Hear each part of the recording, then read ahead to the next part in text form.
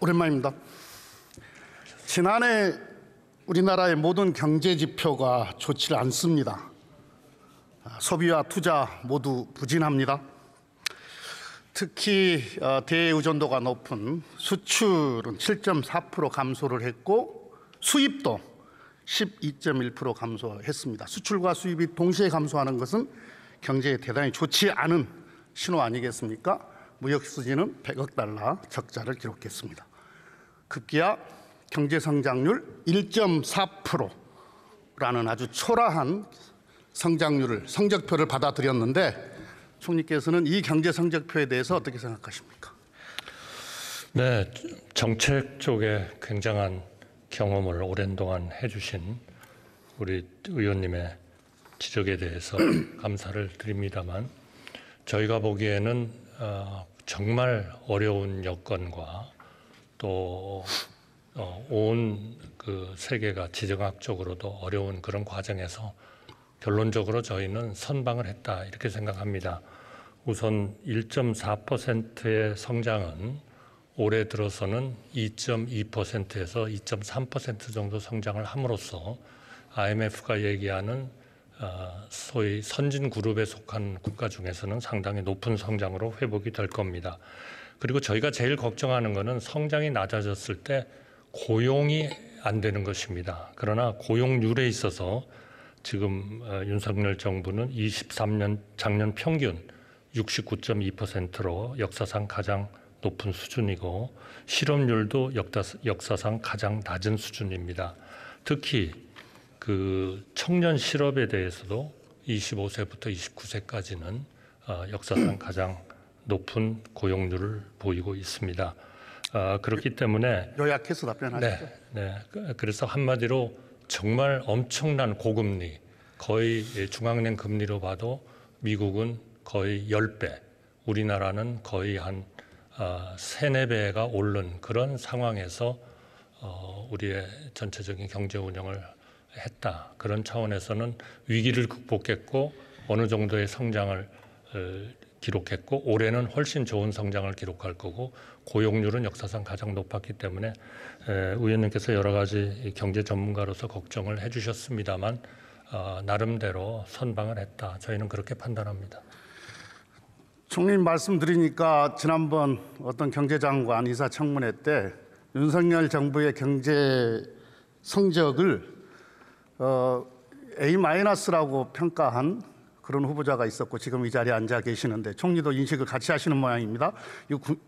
우리 경제 성적표를 A라고 하면은 어떤 국민이 동의를 하면 어떤 경제 주체들이 그 인식을 같이 할 수가 있겠습니까? 최근 30년대에 1%대 경제 성장률을 기록한 것이 몇 번입니까? 상당히 드문 일이죠. 그러니까 우리 경제는 그러한 과정을 거쳐서 올해 이제 드문 경우가 아니고 3% 기준 IMF 경제 위기 그리고 2008년도 9년도 글로벌 경제 위기 그리고 팬데믹 경제 위기 딱 3번밖에 없어요. 네, 1%대가 아니라 마이너스 경제 성장을 한 그러니까 적. 그랬어요. 이게 다 지금 3번이 다 지금 쇼크 때 아닙니까? 80년도에. 근데 지난해에는 네. 쇼크도 쇼크도 아니었는데 쇼크적 상황도 아니었는데 1%대 경제 성장률을 기록했어요. 이건요. 총리나 우리 국무위원들께서는 정부를 책임지고 있는 사람들은 우리 국민들께 대단히 송구합니다. 이렇게 말씀을 하셔야 될 내용입니다. 제가 말씀드린다면 쇼크라는 그 강도에서 보면 과거보다도 훨씬 강한 그러한 쇼크였다. 저는 그렇게 생각합니다. 재정의 여력도 없죠. 금융의 여력도 없죠. 금리는 높아졌죠. 거기에 인플레이션은 일어나고 있죠. 지정학적 전쟁은 일어나가지고 물가는 계속 올랐죠. 그런 점을 의원님께서 좀 고려를 해주셨으면 좋겠습니다. 지금 총리께서 글로벌 복합이기 때문이다. 이유를 이렇게 대고 있는데 미국, 일본, 중국 주요 국 경제 성장률은 다 바닥 찍고 작년에 다 반등을 했거든요. 아주 오랫동안 장기 저성장 국가의 대표 국가였던 일본도 일본에게조차도 우리가 25년 만에 경제 성장률이 역전됐습니다. 이거 대단히 이게 자존심 상하는 일 아닙니까? 자존심 상하는 일입니다. 그러나 올해 우리나라는 2.2%를 성장한 걸로 돼 있고 일본은 0.9%고 미국은 2.1%고 선진국 중에서 거의 가장 높은 그러한 올해는 다 성장 전망치잖아. 이게 실현될지 안 될지도 그건 두고 봐야 할 일이고, 우리 잠재 성장률이 우리나라가 한국은행 추계치로 대충 얼마나 됩니까? 지금은 한 2% 정도 된다. 2% 남짓이죠. 2% 정도. 예, 그런데 작년에 이에 못 미치는 1.4% 성장을 기록을 했습니다. 반면에 일본은 잠재 성장률 추정치가 0.3%인데 1.7%의 경제 성장을 기록을 했습니다. 역대로 매해 이 잠재 성장률과 실제 성장률을 비교를 해보면 대략 잠재 성장률과 비근한 성장률을 기록하거나 또는 상회하는, 때로는 또 하회하는 그런 성장률을 기록하기도 했지만은 비슷하거나 웃도는 경제 성장률을 기록을 했거든요. 작년에 2.0 정도 되는 잠재 성장률을 한참 못 미치는 실제 성장을 했다고 한다면 그건 경제 운영 잘못한 거 아닌가요? 지금 말씀드린 대로 잠재 성장률과 실제 성장률의 차이는 그때 그 경제가 어떠한 여건하에 있고 거죠. 쇼크를 받느냐 하는 것에 따라서 차이가 나는 거죠. 제가 이야기하는 것은 작년에는 그런 과거에 있었던 그런 쇼크 상황이 아니었음에도 불구하고 이런 성적표를 받아들였을 때는 경제 주체들은, 경제 정책 당국에서는 아주 겸허하게 현재 펼치고 있는 정책들에 대해서 재검토해 볼 필요가 있지 않냐 하는 지적을 하고 있는 겁니다. 저는 작년, 재작년은 저희가 겪었던 쇼크 중에서, 충격 중에서 가장 큰 충격이었다 이렇게 생각합니다. 금리가 전 세계적으로 10배가 오르는데 또 에너지 값이 10배씩 가스값이 뛰는데 거기에 충분한 재정이나 완화된 정책을 마음대로 펼 수 있는 과거 한 10년, 15년 정도처럼 말이죠. 그렇게 못하는 상황에서 이러한 고용률이나 우리가 국제 수지에 있어서도 쓴 것보다는 번 것이 더 많은 경상수지에 350억 불 흑자를 이뤘다는 것은 이거는 전 세계적으로도 선방한 경제 중에 하나다. 저는 자신 있게 그렇게 말씀드리겠습니다.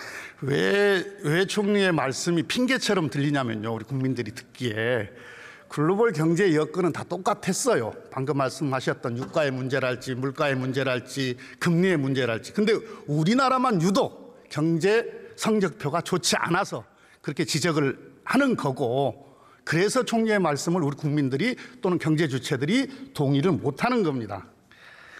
저는 조금 생각을 달리합니다. 예를 들면 일본하고 비교를 해주셨는데 일본은 작년 내내 가장 초완화된 금융정책을 했습니다. 그러나 우리나라는 이미 코로나 때 굉장한 이러한 금융을 많이 풀었고 재정을 많이 풀었기 때문에 더 이상 물가 안정에 대한 위협 때문에 그러한 큰 두 개의 안정화된 정책의 수단을 쓸 수가 없었습니다. 쓰고 싶었죠, 정부로서는. 그러나 그것은 만약 우리가 그런 정책을 쓰면은 우리의 지속 가능한 이런 성장이 더 어려워진다는 판단에서 하지 못했다. 쉽게 할 수 있는 정책은 저희가 안 한 겁니다.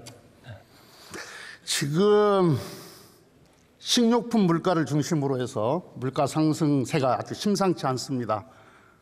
사과 한 알에 10,000원 들어보셨습니까? 네, 텔레비에서 봤고요. 저희가 지금 받고 있는 물가의 통계는 시장에 저희가 나가 보면 한 3개에 2,000원, 3,000원 하는 사과도 있고 10,000원짜리 사과도 물론 있습니다. 그러나 저희가 받는 그 AT에서 받는 것은 10개들은 그 후지 사과가 약 2만 한 6, 7천 원 하고 있는 그런 상황이고 분명히 올랐습니다.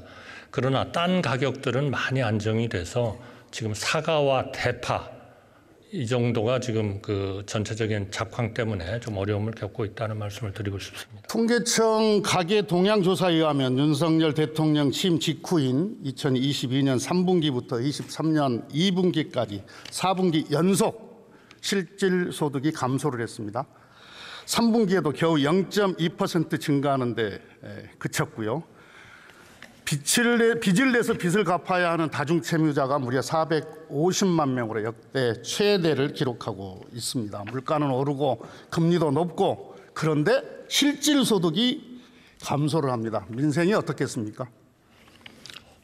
저는 가장 큰 문제는 저희가 임금이 오릅니다만 작년 재작년에 국제적인 그런 인플레 때문에 또 우리나라도 그 영향을 받아서 물가가 상승함에 따라서 실질 임금이 줄어든 그런 상태입니다. 아마 민생은 대단히 저는 어려웠다고 대단히 생각합니다. 어렵죠. 국민들께 송구한 마음이 있어야 되는 거 아니겠습니까? 그렇기 때문에 정부로서는 민생을 최우선에 두고 정책을 펴왔고 지금 대통령께서 하시는 그 민생 토론회도 그러한 시각에서 하고 계시는 거다 이렇게 생각하고요. 저희가 어려움은 있지만 거시적으로 민생에 대해서 취약계층에 대해서는 적극적으로 우리 재정의 건전성의 범위 내에서 지원도 늘리고 또 물가도 최대한 그 생필품이 낮은 가격을 유지할 수 있도록 정부의 지원도 적극적으로 했습니다. 그리고 각종 금리 부담에 대해서도 완화 대책을 저희는 적극적으로 했다고 생각하고요. 또 에너지 값을 비롯해서 이런 어려움을 조금이라도 덜어드리기 위해서 노력을 했습니다. 절대로 충분하지는 않았습니다. 인생이 정말 어려운데 우리 정부가 우리 국민들의 이 어려운 민생에 대해서 어려움에 대해서 전혀 공감하고 있지 않다. 이게 우리 일반 국민들이 느끼는 솔직한 심정이라는 걸 총리께 말씀을 드립니다. 2022년도에 법인세 감면 강행하면서 정부의 논리가 뭐였습니까? 기업의 투자가 늘어날 거다 이렇게 이야기를 했습니다. 그러면 결과로